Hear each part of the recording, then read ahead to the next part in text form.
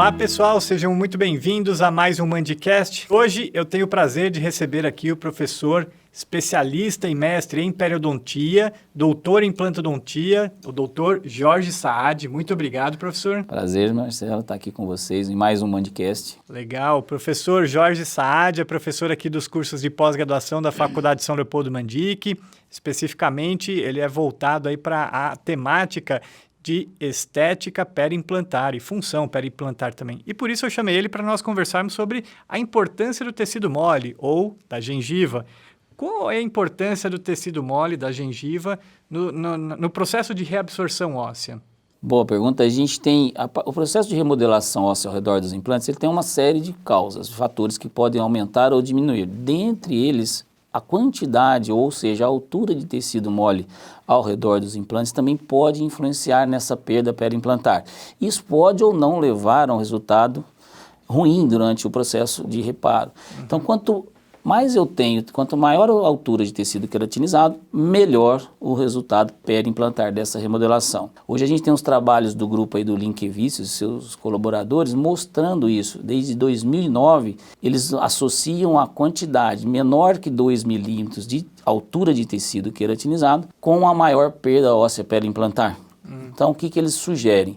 Quando eu tenho menos que 2 milímetros de perda de altura de gengiva, ou aumento isso com algum tipo de enxertia, ou eu tenho que aprofundar um pouquinho mais o implante para que eu restabeleça aquele tecido supracristal necessário para a proteção do implante, dos dentes e dos implantes. Então isso a gente tem que pensar desde o primeiro momento em cada caso. Tá, faz parte do planejamento do implante esse remanescente de gengiva. De gengiva. Hoje a gente, uma das coisas que a gente mais faz, a gente mede inicialmente a altura desse tecido que vai ter e eu vou fazer um cálculo. Tenho 3 milímetros, eu aprofundo um pouco mais o implante ou vou ter que usar um tipo de enxertia para ganhar um pouco mais de volume. E essa enxertia, ela é junto com a colocação no implante ou ela é pré ou pós? Aí, cada caso nós vamos ter um caso. Geralmente, depende da região que eu estou trabalhando, eu posso fazer antes, ou durante, ou até no processo no momento da reabertura, se eu for optar por 2 estágios. E a importância é só da altura ou também da espessura desse tecido? Sim, aí nós vamos agora, a espessura está mais relacionada com alguns resultados, vamos falar assim, indesejados ao redor dos implantes, ou seja, uma recessão, uma retração desse tecido periimplantar marginal, causando aí uma dificuldade no processo do paciente da higienização desse implante, e isso pode levar a doenças periimplantares, consequências assim, dói para o paciente escovar porque ele tem menos gengiva queratinizada, isso já vai levar a um processo inflamatório, um acúmulo bacteriano, um acúmulo de placa nessa região, consequentemente uma doença periimplantar. Então essa espessura também ela vai ser importante no resultado estético. Mas qual é o papel então desse tecido na estética periimplantar? Tá, aí nós temos 2 situações que geralmente são desagradáveis do ponto de vista estético para os nossos pacientes. A primeira dela é a transparência do pilar. Então, no resultado final do nosso trabalho, fica-se uma gengiva extremamente fina.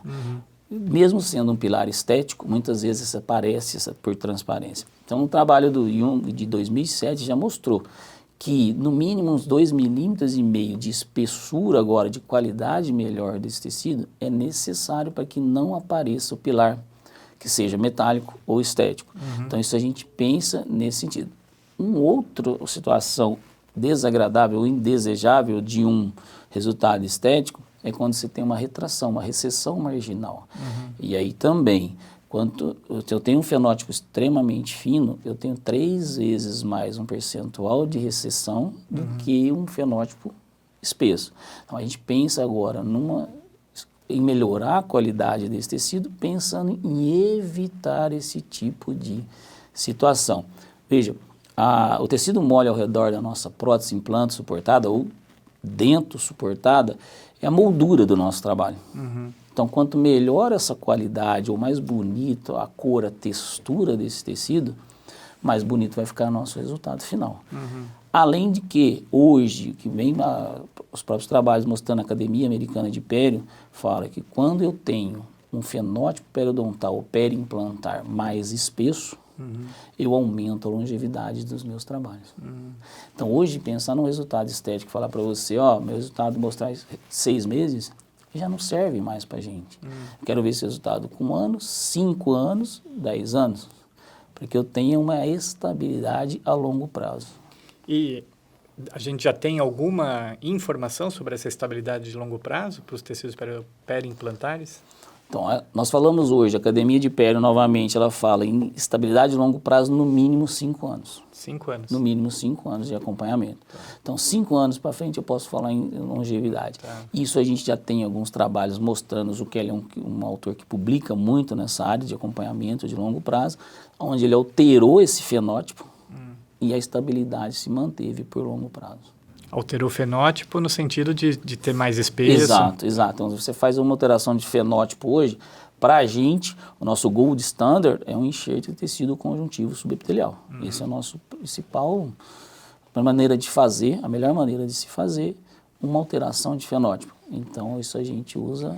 Essa técnica é uma técnica tecnicamente fácil de fazer ou o dentista precisa ter uma habilidade, fazer um curso adicional? Na verdade, ela é uma técnica extremamente delicada. Eu falo assim para todo mundo, eu não acho ela uma técnica difícil, é delicada. Precisa sim de um certo treinamento para mudar um pouquinho o conceito, porque muitas vezes existe um tabu. Fazer um enxerto de tecido conjuntivo é difícil. Não, acho delicado. Por isso que eu acho que existe uma curva de aprendizado, uma técnica que você precisa ser um tanto quanto mais cuidadoso. Tá. E para a gente encerrar aqui, né, da importância do tecido da gengiva, né, ao redor do implante ali, como que você vai preservar e recriar esse tecido mole ao redor do implante? Em que momento? É no planejamento? Como que você faz tudo isso? Ótimo. Então, veja, hoje, o maior conceito é, para a gente, quanto menos intervenções eu fizer para o meu paciente, quanto menos invasivo eu for para o meu paciente, nós aqui temos que ser melhor, certo?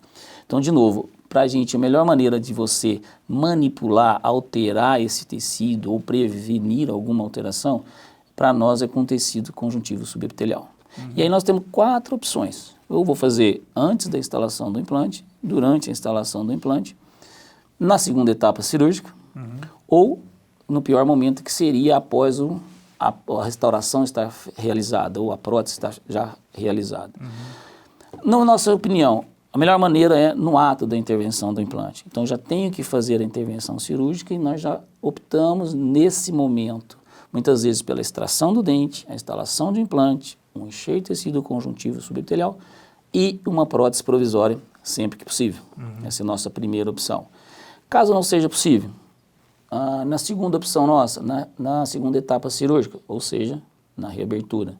Fazemos a nossa reabertura já pensando em melhorar a qualidade do tecido, também com tecido conjuntivo subepitelial. Aí podemos trabalhar com provisório imediato nesse momento ou com o próprio cicatrizador já mantendo um volume. Uma outra situação muito comum, da qual a gente gosta bastante de trabalhar, é quando o paciente chega para a gente e já o dente a ser extraído já tem uma retração. Então, eu tenho 2 maneiras. Ou nós temos que usar essa superfície radicular para fazer o enxerto e ganhar uma quantidade de gengiva para depois eu fazer os procedimentos necessários. Ou o que a gente tem feito bastante, uma técnica que a gente desenvolveu junto até com a faculdade, fizemos alguns casos, que é um desgaste da superfície radicular que vai ser extraída. O que a gente faz? A gente tenta induzir um crescimento gengival naquela região, através de pontas diamantadas dentro do sulco, e a cada 10, 12 dias eu vou repetindo essa intervenção e eu vou induzindo um crescimento coronário dessa gengiva, desse tecido marginal, que muitas vezes não é gengiva, é mucosa, porém vai criar um tecido queratinizado. Foi uma coisa desenvolvida pela gente, pelo nosso grupo. Nós publicamos isso no livro do professor Franciscone em 2016, na Implant News em 2019, e agora estamos junto aqui até com a faculdade, vai sair numa revista internacional de grande impacto, foi aceito. Bacana. Bem bacana, uma situação bem simples, de grande aceitação para o paciente, e depois você ganha aí um tecido de boa qualidade. Tá. E finalizar, no último pior momento é quando a restauração já está realizada. Aí você tem resultados menos previsíveis, muitas vezes você tem que remover uma prótese realizada e tem casos extremos remover o implante. Então isso aí eu estou tentando corrigir um efeito desagradável. Então a nossa relação com o paciente fica um pouco mais complicada. Então a gente sempre tenta pensar nas fases anteriores. Claro. Tenta pensar em prevenir do que tentar corrigir. Bacana. Que legal, pessoal. Espero que vocês tenham gostado dessa conversa e ver a importância aí de quem trabalha com implantodontia da gengiva, do tecido periimplantar. Ele é fundamental, né? Acho que quando começou a implantodontia havia uma certa rixa com a periodontia, vamos dizer assim, de que não é importante a pério e hoje ela se mostra fundamental para a manutenção dos implantes também. Então aqui o professor Jorge Saad deu aqui uma ótima entrevista e várias dicas aí para você clínico. Se você gostou do nosso bate-papo aqui, deixa um like aí. Se você quiser saber mais aqui, o professor Jorge Saad, ele tem cursos de aperfeiçoamento em estética e planejamento periimplantar aqui conosco na São Leopoldo Mandic. Deixa o nosso like, não esqueça de se inscrever no canal do YouTube da Faculdade São Leopoldo Mandic para que você receba novos alertas de que um vídeo está no ar. Obrigado, professor. Obrigado a você, professor. Foi um prazer. Um abraço. Um abraço.